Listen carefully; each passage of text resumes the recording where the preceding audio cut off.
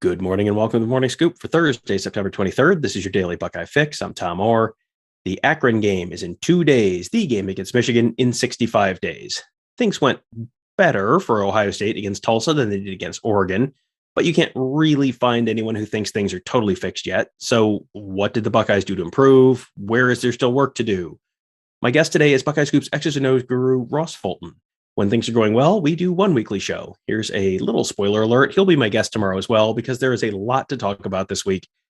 Ross, today we're going to start with the offense, which went from passing the ball and not being able to run it to running the ball and not being nearly as successful through the air. So when they were having success on the ground, you wrote about 3 downhill rushing plays. So can you explain what that means and then what also it might mean for the rest of the season?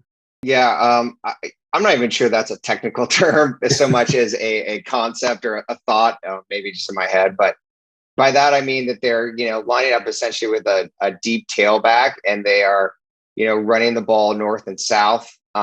It involves at least 2 of those 3. It involves gap or power blocking instead of zone blocking. And so it's more of a, as I said, like, kind of get the ball going vertically as opposed to with the zone plays where you're sifting a little bit more to find the hole. All right, and one of the things that worked for them was TreVeyon Henderson bouncing runs outside. So why did that work? What was it about either what they were doing or what Tulsa was doing that opened that up? And is that something that either works long term this fall, or maybe opens things up long term this fall, or is this just like a something that worked because of what Tulsa was doing, but won't necessarily carry forward? Well, I mean, to the extent that TreVeyon Henderson can bounce runs outside like that, I mean, that opens up lots of opportunities. And so, we need to see a little bit more of his running style. I think that he's got quite a bit of wiggle to him at the second level that he can do that. But it was certainly a function of how focused Tulsa was on stopping the running game in between the tackles. They were bringing safeties down and effectively not even having a deep safety left. And so, once they were able to get outside of the contain, there just wasn't a lot of help there. And so, especially once the blocking scheme sort of figured out what Tulsa was doing, and, whether it was on that, the crackback block that we can talk about, or, on counter tray where they pull the guard and the fullback and they were logging, which in essence means like, rather than trying to kick them out and run inside of those guys, they're just going to use their focus on coming down inside against them and essentially, turn them inside and create a running lane outside. And so those, so a chunk of that was certainly what Tulsa was doing. And then, I think that goes to Henderson's natural ability as well. And Henderson does seem like he's maybe more of a better fit for that type of run than some of the other guys on the roster. Is that your read on that? Is that like maybe that's a TreVeyon Henderson special and that won't necessarily work with some of the other guys they have? It's funny. I don't, it does fit. I mean, I've always said that Master Teague's much more of like a downhill runner than a zone runner.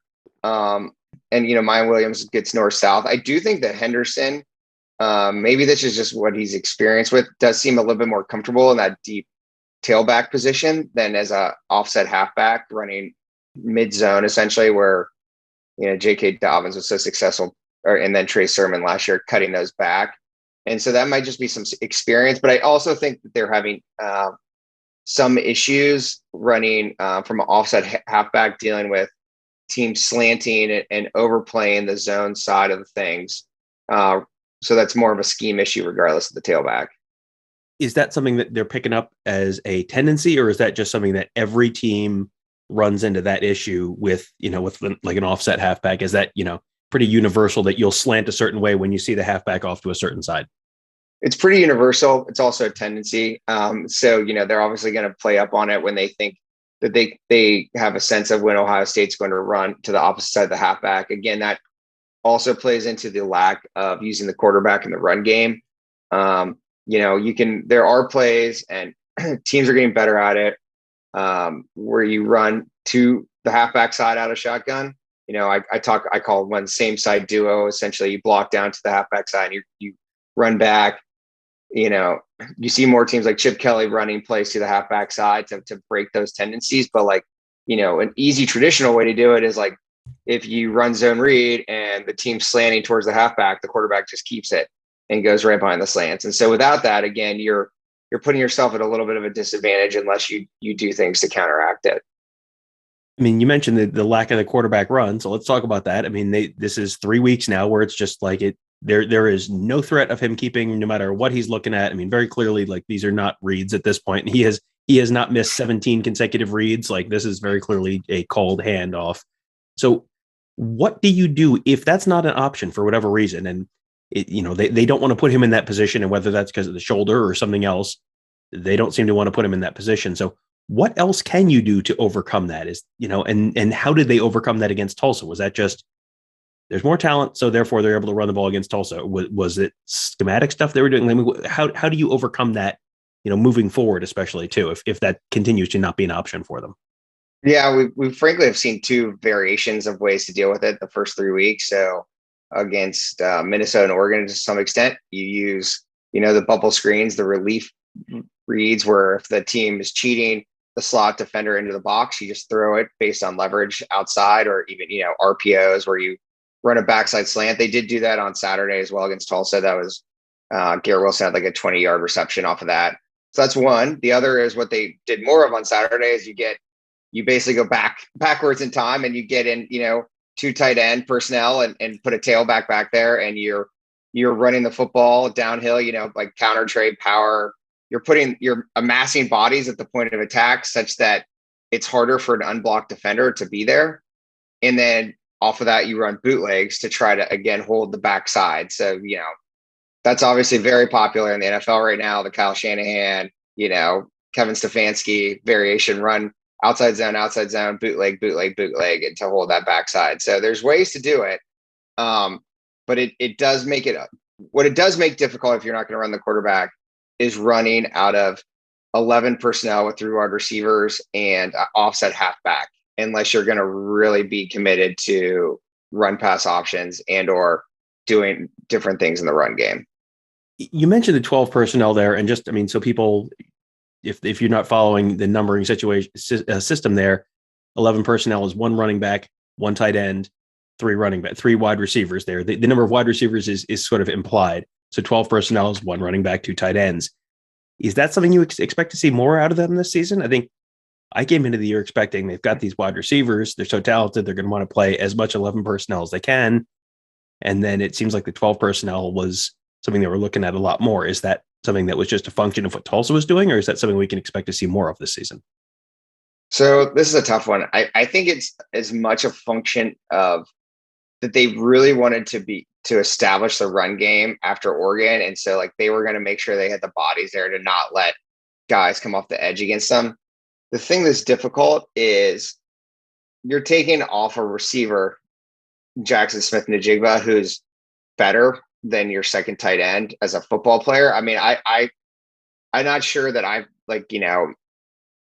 to be honest, like I think Mitch Rossi is probably the guy you would want to bring in there. I mean, I think as just a pure blocker, he's essentially a blocking fullback in there. I think he's pretty good. But again, to do that, then you're taking another vertical threat away. And so, but on the flip side, then CJ Stroud seems most comfortable throwing those sort of hard play action movement passes, get him out of the pocket, give him a kind of a two level read. So I think you'll still see a mix. I think we'll have to, it remains to be seen how game plan dependent that was on. We want to be able to run the football this game because they do need to find some balance here. And I think it's making them sort of herky jerky going back and forth without having kind of a consistent identity. One thing that was funny against Tulsa, you mentioned it, you sort of hinted at it earlier. Let's talk about it now. The very funny twist that Ohio State got Tulsa with something that Oregon used to get Ohio State. Like, well, we got it in the face last week, so now we're going to give it to someone else in the face with this week. So explain what that was.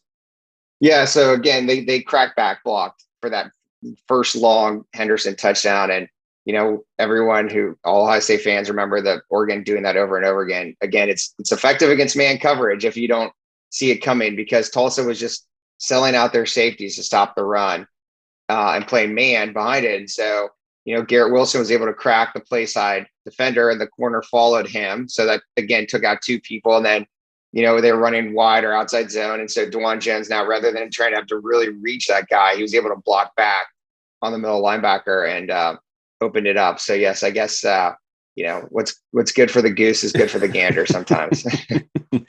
When you got, sometimes you can get someone else with it too. So I guess that's right. I guess that's good. They're watching film. That's good. They're learning lessons. I think everyone was hoping last week that the defense would learn their lessons from that. Defense seemed to learn their lesson on that, and then maybe the offense learned a lesson as well. So that's good. Learning is good. So Ross, thank you for joining me. If you are keeping score at home, this is now 5 days in a row with different Buckeye Scoop staffers on the show. Kevin Noon on Sunday, Bill Green Monday, then Tony Gerderman, Alex Gleitman, now Ross. That is a murderer's row of great insight and analysis on the Buckeyes. And I haven't even gotten to Mark Givler or Mick Walker or Dom Smith or Matt Goldman yet this week. So if you're thinking, hey, that's a lot of people whose thoughts on Ohio State I enjoy, then boyfriend, would you love being a member of BuckeyeScoop.com? We have an incredible team. Brings insight and analysis you just can't get anywhere else. It's all at BuckeyeScoop.com. You can find Ross's fantastic insights there as well. Some of those are free. You can find those on our front page, but then you get even more from Ross on our Ask the Insiders board. You can hear from the rest of our team there as well.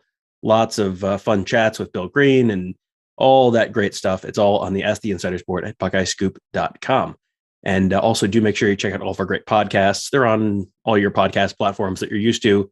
Apple Podcasts, Google Podcasts, SoundCloud, Spreaker, Spotify. Just search Buckeye Scoop and you'll find all of them right there. You can subscribe and also leave us a 5-star rating review, which will help other folks find those shows, which is very nice. We greatly appreciate that. And finally, if you are watching on YouTube, hit the little bell or hit the little Buckeye Scoop logo at the end of this video. That'll subscribe you to our channel. We are closing in on 10,000 subscribers as of the time I'm recording this. So if you're watching, you can be one of them and get access to all of our great content, get notified every time we post a new podcast, live stream of a player coach interview, pregame shows, postgame shows, high school highlights, recruit highlights, and interviews and all that good stuff. It's all at youtube.com/Buckeye Scoop. Thank you guys all for joining us. Have a great day. We'll talk to you tomorrow.